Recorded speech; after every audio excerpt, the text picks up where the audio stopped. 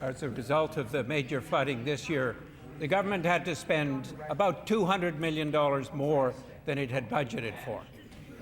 I asked at the Public Accounts Committee on September the 3rd what plan the government had to adjust the budget and to make sure that it would be back on track for the expenditures budgeted this year. The government response at that time was there was no plan. I asked the Premier today, will the government present a plan today to make sure the expenditures for this fiscal year are back on budget? It's an ongoing process with the Treasury Board to manage the overall government expenditure. We do have emergency situations that require additional support during a flood. It is true that over $220 million was spent on the flood of this summer, an unprecedented event for July. And it is also true that there will be a certain recovery from the federal government with respect to that once the claims are finalized and settled. In the meantime, we will continue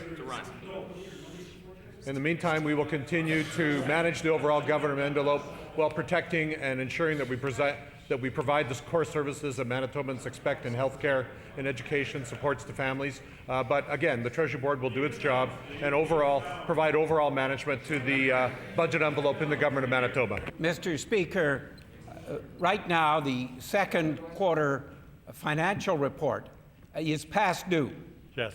The Auditor General has already earlier this year been very critical of this government because it has been in delay again and again over presenting quarterly reports. Justifiably so. This year it is particularly important that the report be presented on time because this year we have an over-expenditure already. Huge. And we need to know exactly where we stand.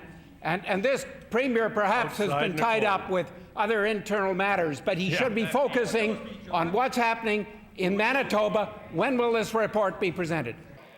Mr. Speaker, it's through the normal course of events. The second quarter report is compiled and made available to the public, usually in December, Mr. Speaker.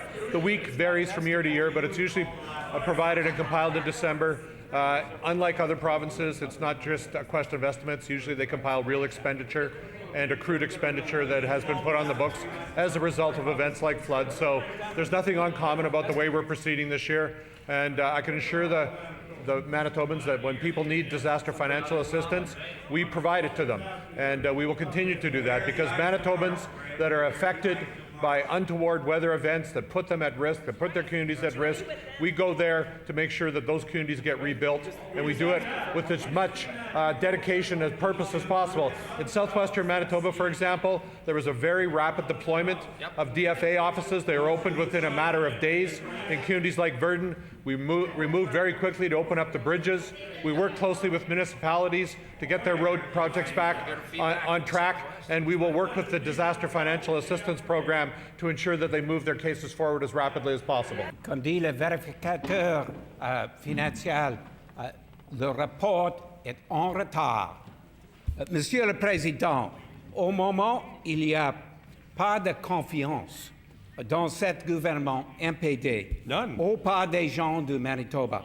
Not at all. Si la déclaration du Premier ministre qu'il se concentre sur les besoins de Manitoba et Manitobains est d'avoir aucune crédibilité. Il est impératif que le gouvernement ait un rapport financier de deuxième trimestre à temps et que le gouvernement apporte les preuves d'un plan financier pour régler les problèmes de dépenses. Je demande au Premier ministre pourquoi il hésite à présenter ce rapport. Monsieur le Président, quand il y a une crise naturelle dans la province de Manitoba, notre gouvernement est là à protéger les citoyens et citoyennes. On est là à protéger les communautés, les voisinages. On fait les dépenses nécessaires d'aider les communautés à rebâtir leur infrastructure, d'aider avec les familles, d'avoir les réparations pour la perte de l'utilisation de leur maison, etc.